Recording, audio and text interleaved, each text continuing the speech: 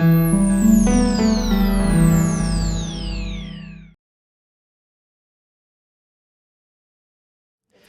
morning. It's an honor to be here. It's awfully humbling to take one's grand ideas and try to reduce them down to 20-second chunks. It's even more humbling to realize that when you do that, surprisingly little is lost in the process. Anyway, these are ideas that have been rattling around in my head for the last while and my plans for introducing them this year. My friend in California, Mark, went for a checkup when he was 47, discovered his blood pressure was 180/127. He took up hiking. He's hiked the Berkshires, the Rockies, the Pyrenees, and the Urals. When he hikes, he listens to audiobooks. He figures he's listened to 500 we're going to talk quickly. 500 extra books, not because he decided to, but just as a byproduct of getting his health back. Another friend has a difficult mental illness. Each doctor had his own favorite pill and none worked. A neuropharmacologist said, I have a pill that isn't designed for your illness, but it has a side effect which could help you. And that pill ended up changing his life. Leibniz is one of my intellectual heroes.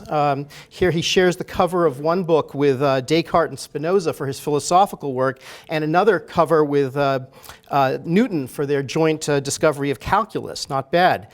Because of the feud over who created it first, British mathematicians kept using Newton's inferior notation for calculus for a century and fell badly behind Europeans because of that. Learning impeded for no good reason.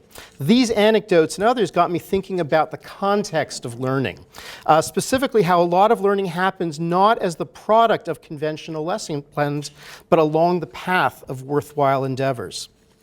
Constructivism was inherent in education up until the late 19th century via apprenticeship. Mass production came to be mirrored in education. Assembly line specialization morphed into academic subjects as we know them now. Entrenched interests have so far prevented fundamental changes, but teachers can still inject constructivism modes into their teaching. The title of this book has impressed me ever since I saw it. The idea of it stays with me. I know it isn't literally true, but what I imagine it means is that students can leave a class not remembering the teacher having done any specific direct teaching, and yet feeling they've somehow learned more than ever before. This image is meant to illustrate how different brains deploy different intelligences. I'm sorry to say the research on MI is iffy at best. We try to create conducive learning environments by catering to these differences, even though Howard Gardner himself said that he used the word intelligences just to be provocative. When I look out at my class of 27 or 34, I don't see MI at work. This is what I see. People just like me, not because they're all geniuses, because they're all introverts. And I remember what a torture some of school was for me. Introverts are happy to answer questions in class, but they hate to work in groups. Shy students might be comfortable in small groups, but hate to speak to the whole class. I increasingly think that the context of creating the appropriate context means dealing with their personality. That's when I thought of this metaphor, the teacher as belayer. In mountain climbing, it's the person at the bottom controlling the rope that creates the environment that allows the mountain climber to find his own route up the mountain. And what about those times when the classroom looks like this, when it's not headed off in 27 different directions? To put it another way, how to avoid the dead times when the class has to work in a unified way? In a moment. I finally caught up. On the left is a drawing by Dutch artist Peter Sanredum. On the right is a reconstruction of his underdrawing. In the finished drawing, these lines have been erased. This is what I imagine. A well-functioning class should look like this to an outside observer. Only an aware principal observing would recognize the underpinnings of the cathedral. So for this year, I've decided to try and implement these ideas for myself with a technique I'm going to call the all-project classroom.